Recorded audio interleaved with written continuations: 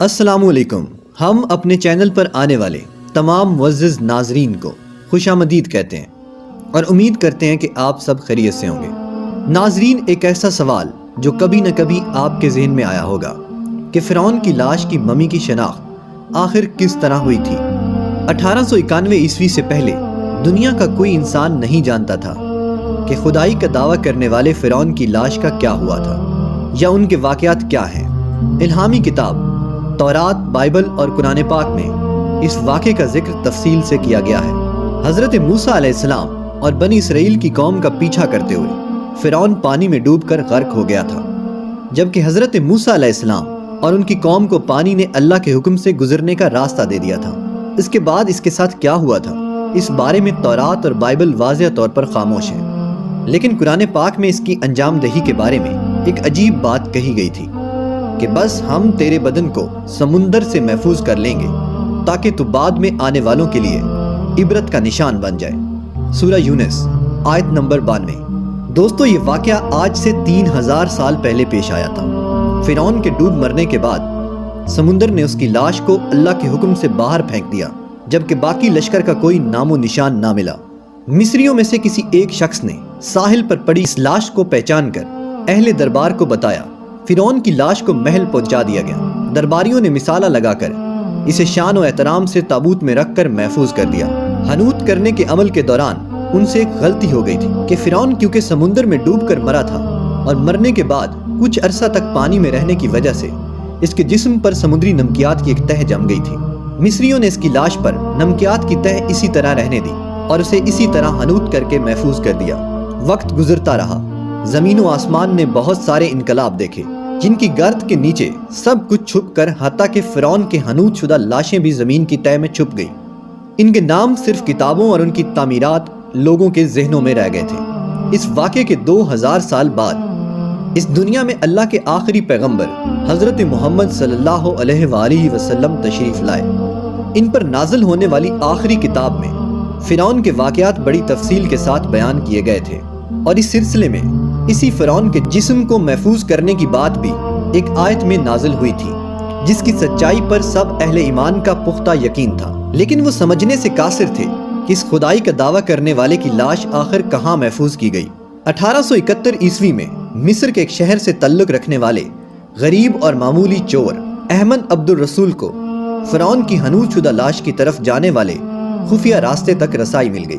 احمد عبد الرسول، جو کہ پرانی چیزوں کو چرا کر بیچا کرتا تھا، دریائے نیل کے کنارے تشبیہ کے مقام پر اسی سلسلے میں پھر رہا تھا۔ جب اسے خفیہ راستے کا پتہ چلا تو وہ پرانی چیزوں کے لیے جگہ کھود رہا تھا۔ اسی جگہ کچھ لوگوں نے اسے پکڑ لیا اور پولیس کے حوالے کر دیا۔ وہ جس جگہ کو کھود رہا تھا وہاں سے ملنے والے راستے کی جب مسلسل کھدائی کی گئی تو 1891 عیسوی کو دوسری ممی کے ساتھ اسی غرق ہونے والے فرعون کی لاش بھی ملی، جس کے تابوت اور سینے کے مقام پر اس کا نام لکھا ہوا تھا۔ ان ممیوں کے ماہرین نے جائزہ لیا اور اس تفصیلی جائزے کے بعد فرعون والی ممی پر جمی ہوئی نمکیات کی تصدیق ہو گئی کہ یہ وہی فرعون ہے جسے اللہ تعالیٰ نے پانی میں غرق کر کے بہترین عذاب سے دوچار کیا تھا۔ یہ بہت بڑا واقعہ تھا۔ اس کی تصدیق کے لیے دنیا بھر کے آثار قدیمہ اور سائنسدان مصر کی طرف چل پڑے۔ مختلف سائنسی ٹیسٹ کرنے کے بعد دنیا بھر کے سائنسدانوں نے تصدیق کر دی کہ دوسری لاشوں کی نسبت فرعون کی لاش پر سمندری نمکیات کی تہ جمی ہوئی تھی۔ اس تصدیق کے بعد اسے فرعون کی لاش قرار دے کر عجائب گھر میں محفوظ کر لیا گیا۔ 1982 میں فرعون کی لاش جب خراب ہونے لگی تو اس وقت کے مصری حکومت نے فرانس کی حکومت کو درخواست کی کہ فرعون کی ممی کو خراب ہونے سے بچایا جائے، جدید سائنسی ذرائع کے ذریعے اس کی موت کی وجہ بھی معلوم کی جائے۔ چنانچہ مصری اور فرانسیسی حکومت نے مل کر ممی کو فرانس لے جانے کا انتظام کیا تو ایئرپورٹ پر اس دور کے فرانسیسی صدر خود حکومت کے اعلیٰ عہدیداروں اور تمام وزراء فوج کے افسران کے ساتھ استقبال کرنے کے لیے وہاں موجود تھے۔ فرعون کی لاش کا استقبال کسی عظیم زندہ بادشاہ کی طرح کیا گیا۔ فوجی دستوں نے سلامی دی۔ فرعون کی ممی کو ماہر ڈاکٹروں کی ٹیم کے حوالے کیا گیا۔ اس ٹیم کی سربراہی ڈاکٹر مورس بکائے نے کی تھی۔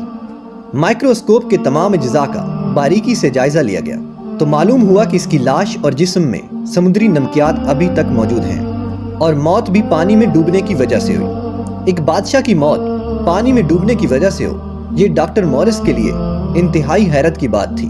اس نے ممی کے بارے میں مزید جاننے کی کوشش کی تو اسے معلوم ہوا کہ اس بادشاہ کی موت کے حالات کے بارے میں حضرت محمد صلی اللہ علیہ وآلہ وسلم پر اتری کتاب میں تفصیل سے درج ہے۔ اسے علم تھا کہ جہاں یہ لاش ملی ہے وہ ایک اسلامی ملک ہے، چنانچہ وہ تجسس کے ہاتھوں مجبور ہو کر مصر پہنچا۔ وہ ایک سائنسدان تھا۔ اس نے اس معاملے میں مصر کے ایک سائنسدان سے ملاقات کی۔ اس سائنسدان نے قرآن پاک کو کھول کر اسے سورہ یونس کی آیت نمبر 90 اور 92 کا ترجمہ لفظ بلفظ سنا دیا۔